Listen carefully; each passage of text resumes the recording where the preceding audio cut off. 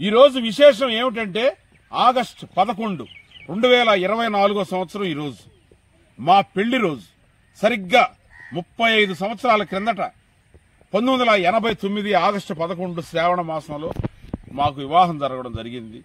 తరువాత 35 ఏళ్లు ఈ ప్రయాణంలో ఈ మధ్యనే మా శ్రీమతి గారు శివైక్యం చెందినారు.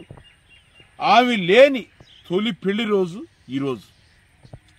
మనుషుల జీవితాలు చాలా విచిత్రమైనవి.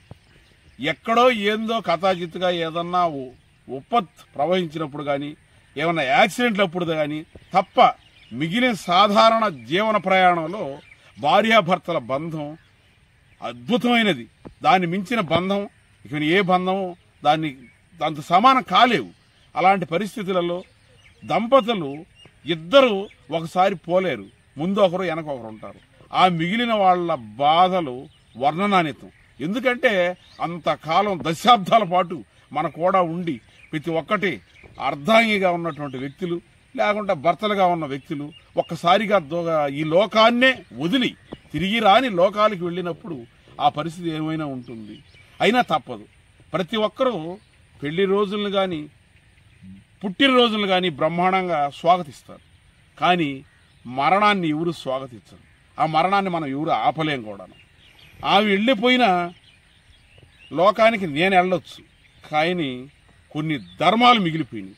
ఏమిటంటే భర్త ధర్మం పూర్తయినా నా తల్లిదండ్రులు ఉన్నారు, వాళ్ళకి ఉత్తమ పుత్ర ధర్మంగా వాళ్ళకి ఉండడం కానీ, మా పుత్రులు ఉన్నారు, వాళ్ళకి పితృధర్మాన్ని చేసి వాళ్ళ లక్ష్యాలు చేర్చడం కానీ ఇలాంటివి మిగిలిపోయినాయి.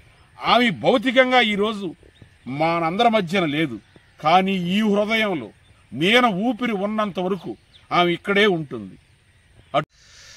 జీవితంలో ప్రతి ఒక్కరికి జీవిత భాగస్వామి ఎంతో విలువైంది. ఎవరైనా కావచ్చు, భర్త అయినా కావచ్చు, భార్య అయినా కావచ్చు. వాళ్ళ పోవడం అనేది తట్టుకోలేని దుఃఖం. అయినా మనం ఏం చేయలేము. ఈ కాల ధర్మం ఏది ఏమైనా మా ధర్మపత్ని విషయంలో ఇద్దరు వారసులను ఇవ్వడం, కుటుంబ అభివృద్ధికి పాటుపడడం, అందువల్ల ఎప్పుడూ ఆమె రుణం తీర్చుకోలేనిది.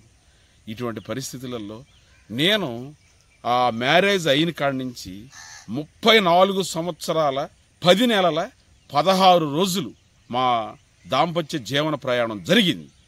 ఈ ఘట్టాల్లో నేను చెప్తున్నానని ఏమనుకోవద్దు, కానీ సత్యమేను.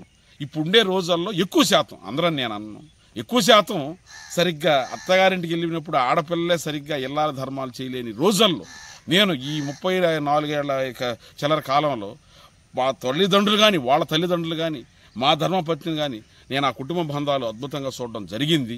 ఇది నేను ఎచ్చులకు చెప్పే మాటలు కాదు. ప్రతి ఒక్కరు ఈ మా ప్రాంతాల్లో తెలిసిన వాళ్ళు ఈ విధంగా అనుకుంటారు. ఇంత దూరం చెప్పొచ్చేది ఏంటంటే, ఈరోజు ఈ క్రెడిట్ సాధించానంటే అది నా గొప్పతనం కాదు, నా విశేషమేం కాదు, నా తల్లిదండ్రులు తీర్చిన నడవడిక అది వాళ్ళ క్రెడిట్. రెండో విషయం ఏంటంటే, నన్ను అక్కడ కన్యాదానం చేసి ఆ ఇంటికాడ వాళ్ళ అమ్మాయిని ఇచ్చి చేసిన ఆ తల్లిదండ్రులకి ఈ తల్లిదండ్రులకి ఈరోజు ఈ కీర్తి ప్రతిష్టలు కానీ, నా విజయం కానీ ఇది వాళ్ళకే అంకితం, వాళ్ళ కృషి. వాళ్ళు ఆ విధంగా తీరవబట్టే ఈరోజు ఈ క్రెడిట్లో ఉన్నాం.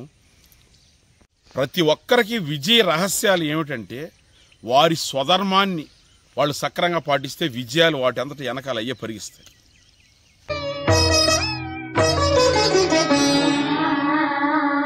కార్యేషు కరణేషు మంత్రీ